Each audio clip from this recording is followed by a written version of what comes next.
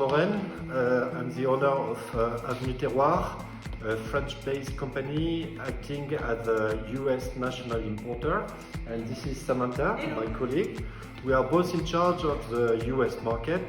And today we'd like first of all to thank Carly at Dawson for inviting you for this mini class about rosé from Provence.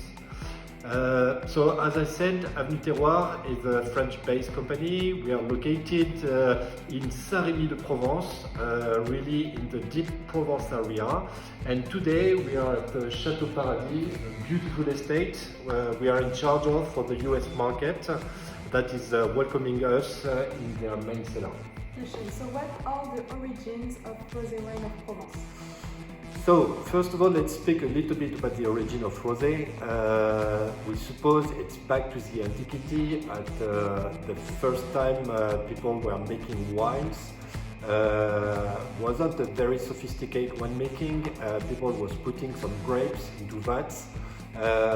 Then fermentation was happening, and in order to keep the wine quite decent, people were adding water, and the fact that you were adding water to this red juice was delivering a very light red color, and the Egyptians was the first to name those wine vinum clarum, the clear wine.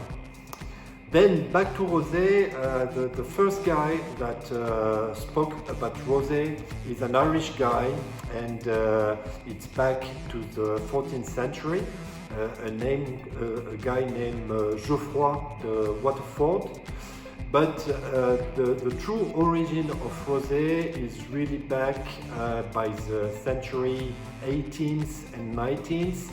And it was mainly linked with the trade in between Bordeaux and the North European countries, and mainly the Dutch people, that was the main merchants in Europe, but also the Brits that was buying wine from Bordeaux, and the cheap wine was really some wine with a very light color, and it was named in Bordeaux Claret.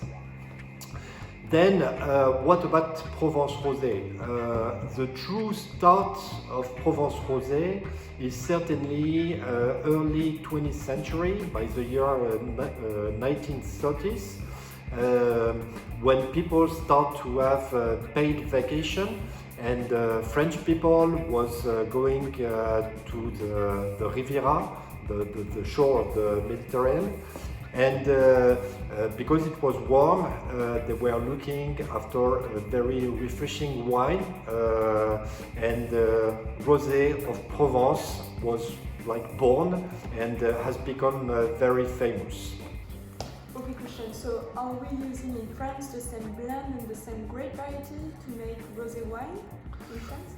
No, in fact, the basis is rosé wine is directly linked with the production of red wines. So, in any regions producing rosé, and there is plenty of regions producing rosé, you've got Bordeaux, you've got the south of France, the Côte du Rhône, Sancerre, Languedoc, the Loire Valley, and even in Champagne. All those regions are mainly using their main grapes they are using or producing to produce the red wines. Okay. So what are these different grape varieties that we are using to make rosé in different areas? Well, let's focus mainly on Provence, because here we are speaking about Provence. The main grape you will find in Provence are, first of all, Grenache. Grenache is really the main grape in the southeast of France, and including the Rhône Valley. So it's a very strong fruit varietal. Not with a big color, but it gives really a nice big fruit to the wine. Then the second main grape is Syrah. The Syrah is largely used in the southeast of France, and also in the Côte du Rhône, and also in the Languedoc. Syrah is well known to bring fruit as well, but also a lot of color and more complexity with some spices notes. Okay. Then after, the third main grape you will find in Provence is Cinsault. So most of the rosé from Provence are blend from Grenache, Syrah and Cinsault. Cinsault is really the old varietal that you can find everywhere in the south and southeast of France.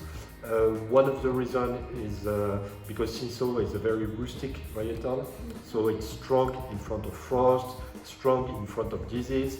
So that was a varietal that was strongly developed all over the vineyards, South, Provence and Côte-du-Rhône. Okay.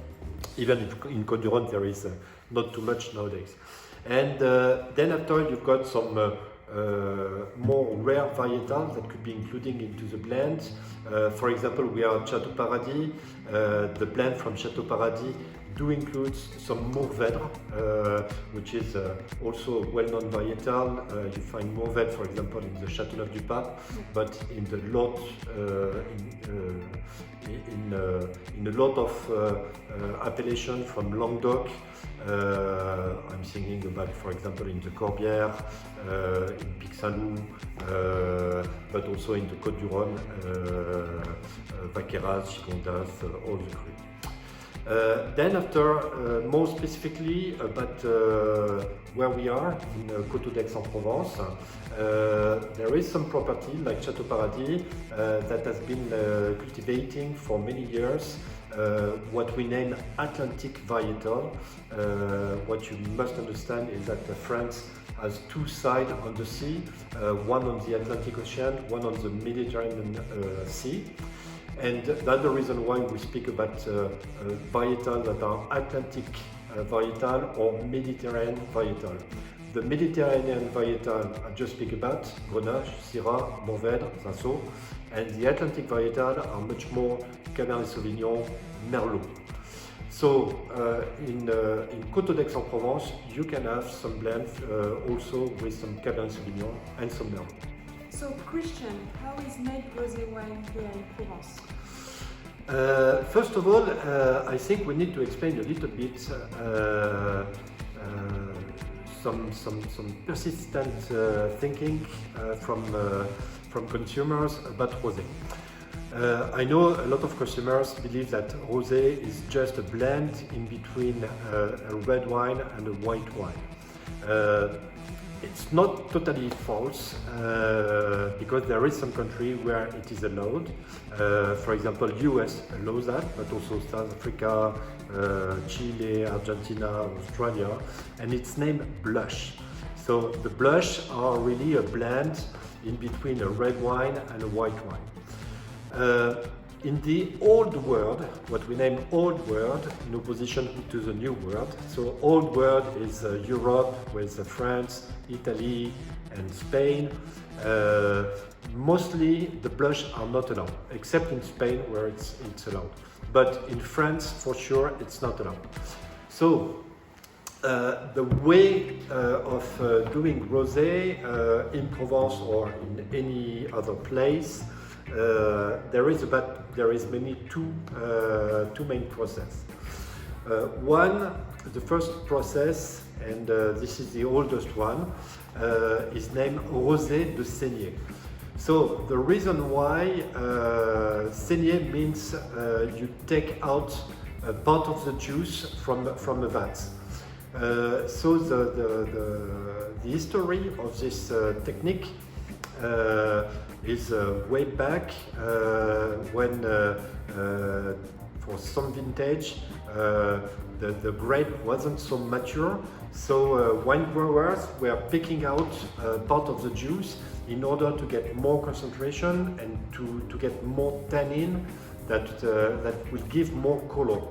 And the juice that was taken out from those vats was wine made separately and gives us rosé wine. So that's what is a rosé de saignée. Nowadays, most of the rosé are made like well, in fact, it's a combination between red winemaking and white winemaking. First of all, of course, you crush the grapes. You put the grapes into the vats, and there is a very short maceration of the grapes into the vats. When I said very short, it is in hours. It is in between, let's say, 3, 6, maybe 12 hours. If you want a very light rosé, you will go with 3 hours. If you want a very deep rosé, like for example Tavel or the claret we were speaking about before, it's much more 12 hours. But let's say that in between 3 hours to 12 hours maceration, I mean skin contact with the juice, you already get a deep rosé color. Okay, let's go back to Provence wine rosé. So Provence wine rosé, as I told before, are mainly blend from Grenache, Syrah, and Cinsault. I don't know exactly the number, but I will say that 90% of the rosé in Provence are really made with Grenache, Syrah, and Cinsault. And one of the particularity you have in Provence is, like in Châteauneuf-du-Pape, you're allowed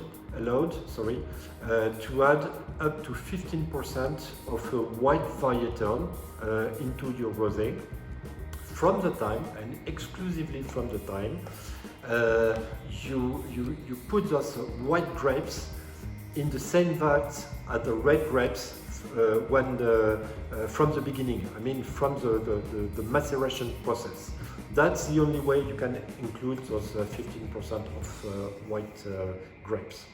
Then after the process is what I just explained, short maceration, 3-6 hours. Then the juice is moved separately to another vat. The grapes are pressed in order to get the juice that are still into those grapes. And then the fermentation, the alcoholic fermentation starts immediately, and it's a process that takes normally 8 to 10 days. Okay, Christian, and what about the organic rosé from Provence? Are they made differently? Well, the winemaking process is exactly the same. There is no difference. The main difference came by the fact that you must use, of course, organic grown grapes. So there is a restriction regarding the use of chemicals into the vineyards, but that's something everybody knows.